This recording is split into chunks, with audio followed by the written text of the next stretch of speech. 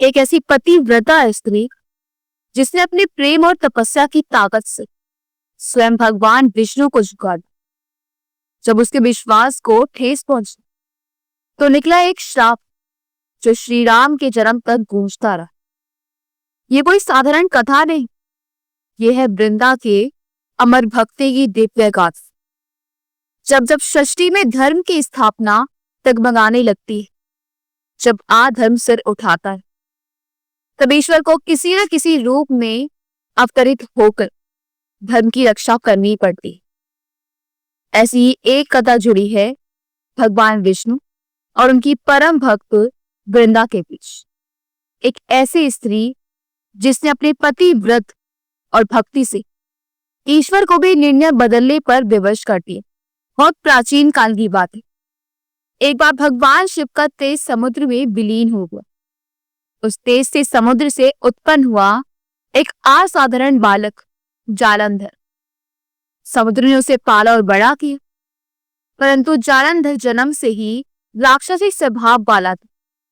जब वह बड़ा हुआ तो उसने अपनी शक्ति से पृथ्वी, आकाश और पाताल को हिला दिया। देवता उससे भयभीत हो गए, परंतु उसका सबसे बड़ा बल था उसकी पत्नी वृंदा। वृंदा एक असुर कुल में जन्मी अवतारी स्त्री थी, परंतु उसका हृदय परम शुद्ध और ईश्वरमय था। वह भगवान विष्णु की परम भक्त थी। उसका हर क्षण, हर सांस प्रभु के ध्यान में लीन रहती थी। जब उसका विवाह जालंधर से हुआ तो उसने अपने पति को भी ईश्वर रूप मानकर उसका निस्वार्थ सेवा व्रत किए। वृंदा की पतिव्रता थी कि उसकी तपस्या और सती तत्व के कारण ही जालंधर को कोई भी शक्ति हरा नहीं सकती, चाहे भगवान शंकर हो या स्वयं विष्णु। कोई भी जालंधर का बाल भी बांका ना कर सका। इधर जालंधर धीरे धीरे अहंकारी होगी, वह देवताओं पर चढ़ाई करने लगी। उसने इंद्र को पराजित कर दिया। वरुण, यम, अग्नि जैसे देव भी परास्त हो। वह त्रिलोक का स्वामी बनने का आतुर था। उसने स्वर्ग की अप्सराओं पर अधिकार कर लिया, यहाँ तक कि उसने माता लक्ष्मी को भी पाने की इच्छा जताई, जो स्वयं भगवान विष्णु की पत्नी थी। उसने भगवान विष्णु को युद्ध के लिए ललकारा। विष्णु जी चिंतित थे, क्योंकि वह जानते थे कि जब तक वृंदा का पति व्रत बल उसके साथ है, तब तक कोई भी शक्ति जालंधर को नहीं हरा सकती। ये एक गहरी दुविधा थी।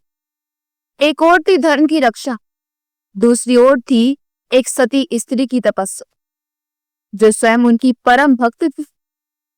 तब भगवान विष्णु ने एक अत्यंत कठिन और मार्मिक निर्णय लिया। उन्होंने वृंदा के सामने जालंधर का रूप धारण कर लिया। एक दिन जब वृंदा अपने तप में लीन थी, विष्णु जी उसके समक्ष उसके पति के रूप में उपस्थित हुए।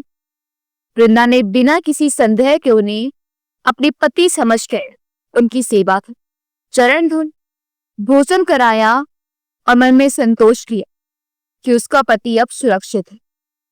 उसी क्षण असली जालंधर, जो युद्ध भूमि में भगवान शिव से लड़ रहा था, उसकी शक्ति क्षीण हो गई।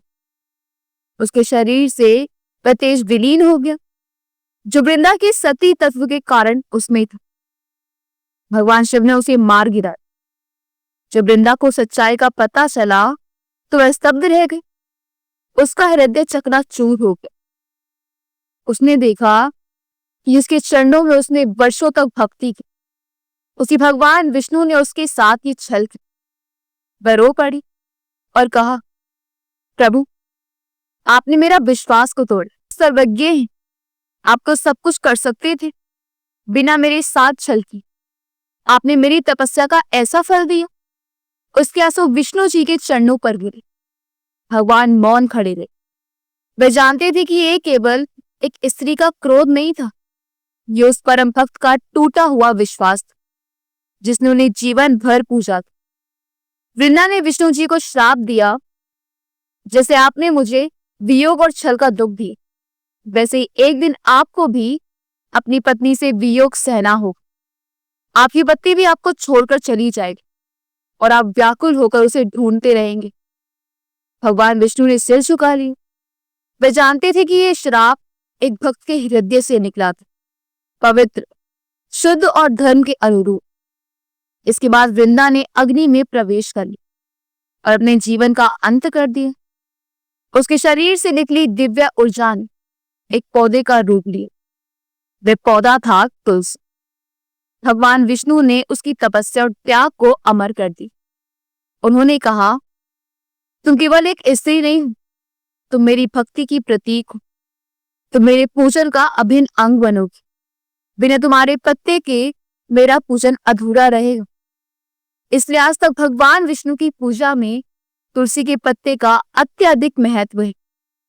कार्तिक मास में तुलसी विवाह का आयोजन किया जाता है, जिसमें भगवान विष्णु या शालिग्राम और तुलसी का प्रतीकात्मक विवाह रचाया जाता है। ये केवल धार्मिक परंपरा नहीं, बल्कि उस अमर प्रेम और तपस्या की स्मृति है जो वृंदा ने दर्शाई। कुछ समय बाद जब भगवान विष्णु ने श्री राम रूप में अवतार लिया, तब माता सीता का हरण हुआ और राम को सीता के वियोग में वन वन भटकना पड़ा। कहा जाता है कि यह वियोग था जो वृंदा के श्राप का फल था। भगवान स्वयं अपने भक्त के श्राप को सहज स्वीकार करते थे, क्योंकि वह जानते थे कि भक्त का प्रेम छल से नहीं, श्रद्धा से भरा होता। ये कथा केवल एक सती की तपस्या की नहीं, ये उस क्षण की है जब स्वयं ईश्वर को भी निर्णय लेते समय द्वंद्व में आना पड़ा। ये उस स्त्री की कथा है जो असुर कुल में जन्मी, पर अपने धर्म और प्रेम से देवताओं को भी मार्ग दिखा दिया।